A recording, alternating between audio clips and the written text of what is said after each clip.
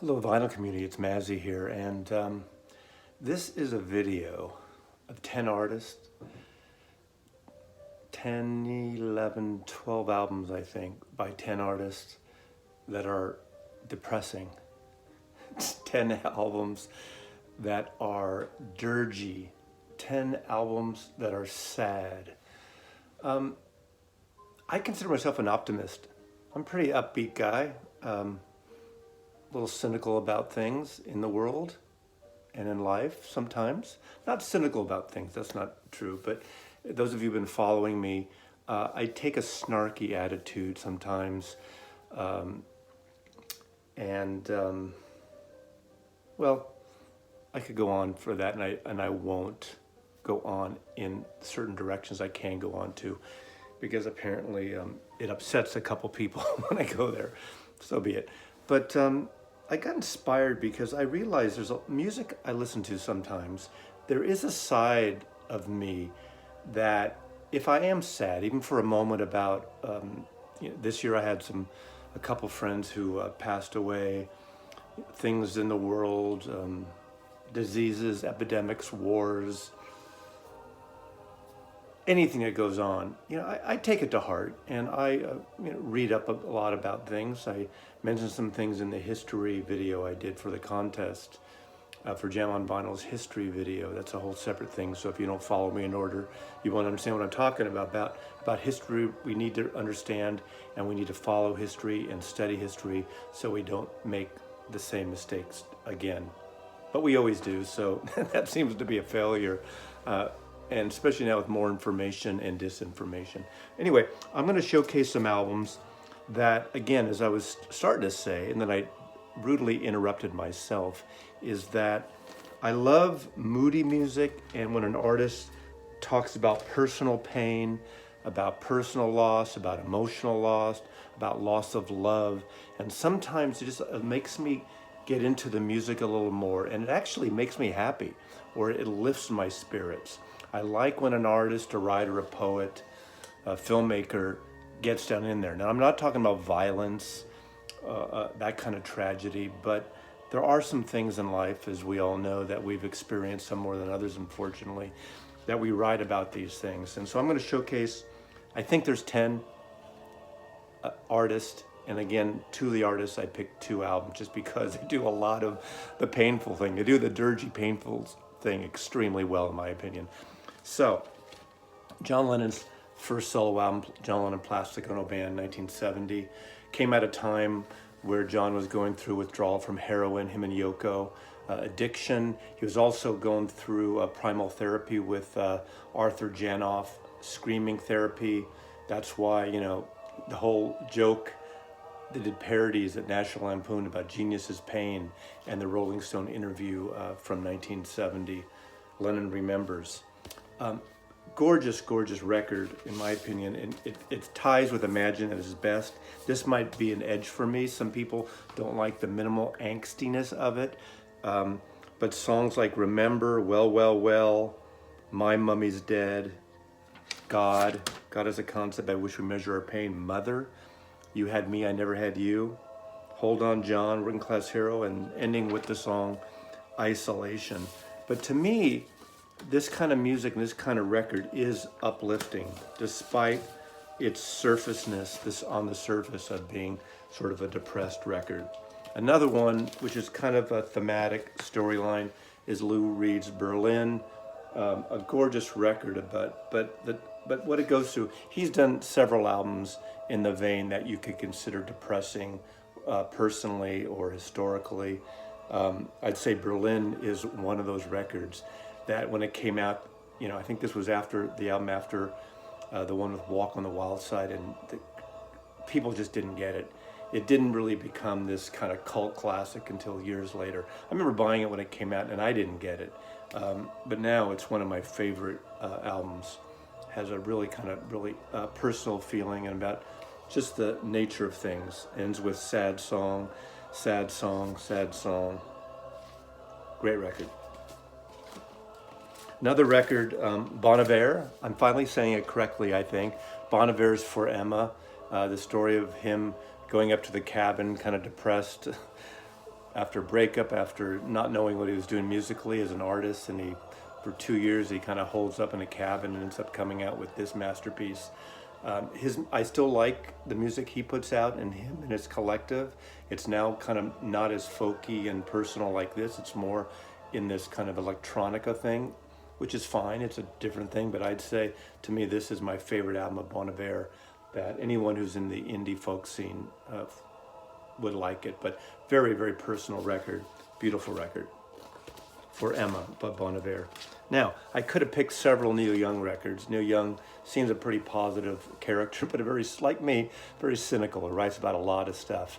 Tonight's the Night would have been a good one to pick. There's several others, but this one, the promo copy I have of Rust Never Sleeps, and obviously the story Hey Hey My My Out of the Blue. 2 versions of it. They're sort of, they close out into the black. This is a story about Johnny Rotten. Just a real. Is this the one that, as I believe? No, this is actually way before. I could actually is it Tonight? I'm totally screwing this up. I guess Tonight, or some of those after the result of what happened to Kurt Cobain and all that. But I could have picked a handful, and again, you're going to correct me, but I could have picked a handful of Neil Young records that aren't outright depressing, but really just kind of, just shove it in your face about that stuff going on personally and professionally in the world. So Neil Young can certainly be in that category. Another of the dirgy music, again, I keep using the word dirgy, the phrase dirgy music. I love moody, slow, ethereal, almost like atmospheric music. And to me, it lifts my spirits, actually. Some people, it has that opposite effect. It doesn't bring me down, doesn't make me sad. I get emotional, but I think of the people in my lives, the loves in my life, just the experience of my life when I hear all these records. Tim Buckley, Blue Afternoon, the title right there alone. Blue Afternoon, gorgeous record. Happy Time, Chase the Blues Away, I Must Have Been Blind, So Lonely, Blue Melody. This was on, I forgot what year this came out. Does it say here? 1969 record, so 51 years ago. Obviously, the father of Tim Buckley is the father of Jeff Buckley. Had a tragic ending to his life in a different way, but it's so sad, obviously, him and his son both dying at a young age. Beautiful voice, haunting vocals, and you can pick a handful of his records, and it has that moody folk dirgy thing that just really makes you cry, or can make you cry, but also can make you smile. Have I depressed you so far? This doesn't have to depress you. This can be an uplifting experience. These are records that are beautiful. The Breakup album by Beck. Oh man, Sea Change. Getting divorced, going through lost love, and coming out and making this beautifully gorgeous. This and Morning Phase are a sort of a double dose of introspective emotional tension. The Golden Age, Paper Tiger, Lonesome Tears, Already Dead, Round the Bend, Side of the Road. Beautiful records, MoFi copy. Hard to get, but just get the record anyway. CD, vinyl, anything. But one of the most beautiful records probably ever made in the pop field. Gorgeous. Again, I'm going to say dirgy again, but melancholy. How's that? Can I use other words like melancholy? Come on, I need to have a thesaurus of words.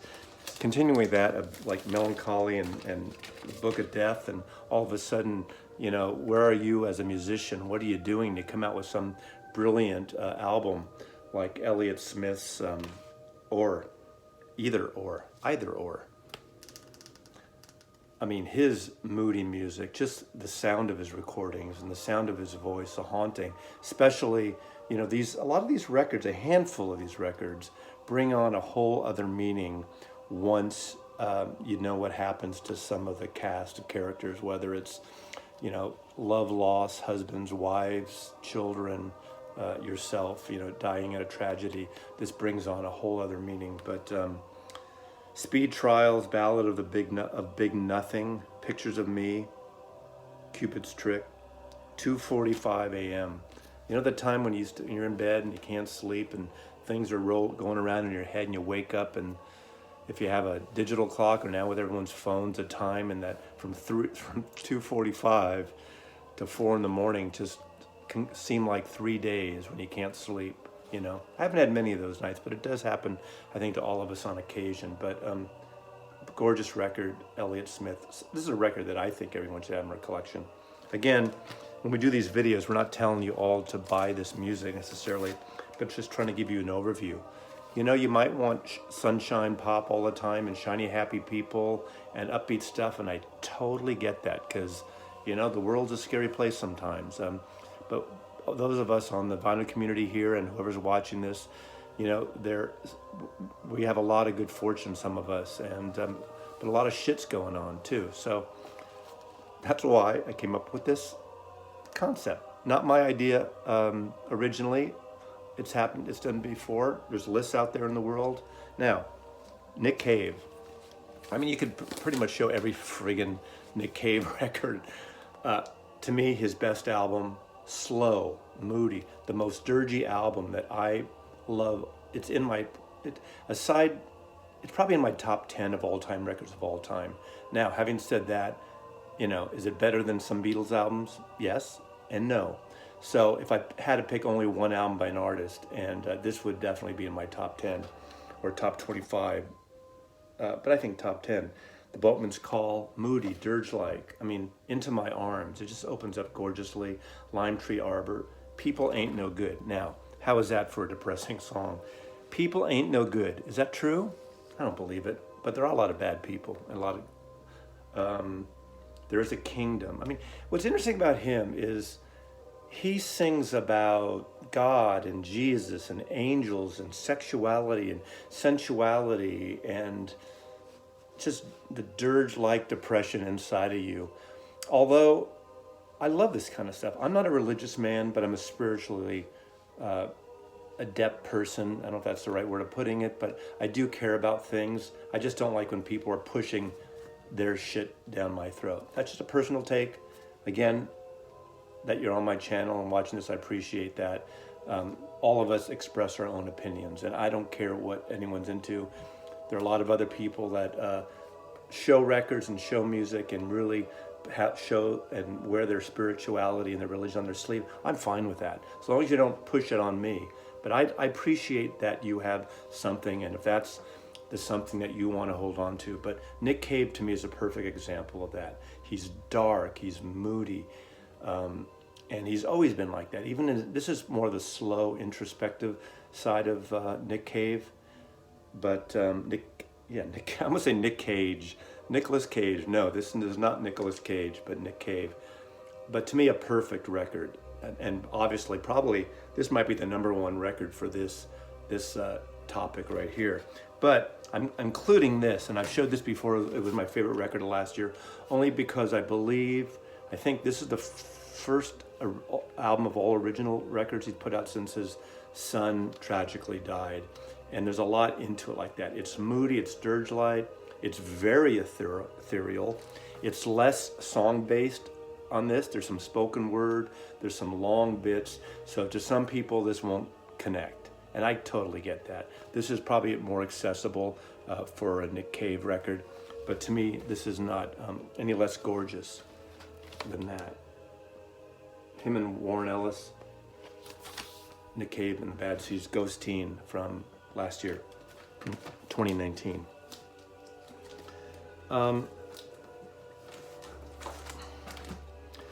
The other artists that I picked 2 records are Leonard Cohen.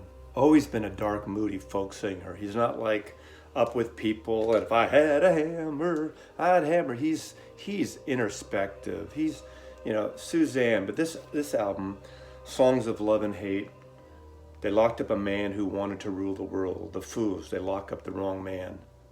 I mean, that can be topical depending any way you want to show it today. But beautiful record. Any Leonard Cohen. I did a feature on Leonard Cohen, a wonderful Canadian folk singer, just a folk singer of the world that died several years ago. And along with that, I'm showing this record because this is the record that came out just around the time of his death. His last album that he put out while he was alive, just on the verge of dying. There's been one since, which was in my top 10 of this past year. But you want it darker. He's at grips with his death coming. You want it darker. The opening song alone, to me, is a perfect recording. He has his rabbi from Canada doing I don't want to say a soliloquy, but a just really beautiful biblical transcription, vocal transcription Hebrew throughout that song, and it's just amazing. String reprise, Steer Your Way, It Seemed the Better Way, Traveling Light, If I Didn't Have Your Love. Again, another person who, as religious as he was in following Judaism and Buddhism, he wasn't the typical religion, the Jew. I mean, he was a Buddhist, he was a Jew, he followed the spiritual side of things in the world, and I think he brilliantly translated that and showcased that in his records. But to me, this is such a gorgeous, perfect record. And I'm going to end up with something very similar to that, another artist that put out an album and knew he was dying, and of course, it has to be David Bowie, Black Star. I bought this album on Friday, the day it came out, got it at the store in Seattle. Monday morning, I get a news alert that David Bowie died, so I listened to it all weekend. I loved it. It was haunting. It became, obviously, for all of us, more haunting after we knew he was dying. But when I, first heard these songs, Lazarus, A Pity She Was a Whore, 'Tis a Pity She Was a Whore, Sue, or Season of Crime, Girls Love Dollar Days. Anyway, to me, it's a perfectly beautiful, spiritual record of the end of a man's life, his spirituality, his acceptance. Another artist I didn't pull, but wrote that in a way, is George Harrison. George Harrison, because of his following of Indian religions and the idea of where you go after, and I'm not going to here to pontificate on if there's an afterlife or not. I haven't seen any proof. Maybe I'll never see proof. Maybe someday I will. Who knows? But George Harrison was someone who wrote about it and wrote about his spirituality, his religious thing. He presented it a lot, going from My Sweet Lord, all his solo records, second one, Living Material World especially. But he didn't try to push his religion and sell it down other people's throat. If you don't want to buy the record, I get that. But he didn't knock on your door and say, hey, follow me, this is the one, this is the way to go. He had a sense of humor about his life and everything else. So that's my spiel, and that's 10 artists who have released very depressing, introspective, moody, dirge-light records. I just had to do this video and add to the list any records that you think might. There's a handful of others I thought about, but I wanted to narrow it down because my videos tend to go too long lately. So, Mazzy loves you, and I really appreciate all of you subscribing and watching these videos, and I've been getting some wonderful comments and feedback. So, I'll continue to do these as long as you continue to watch them. Thank you, VC. Mazzy loves you.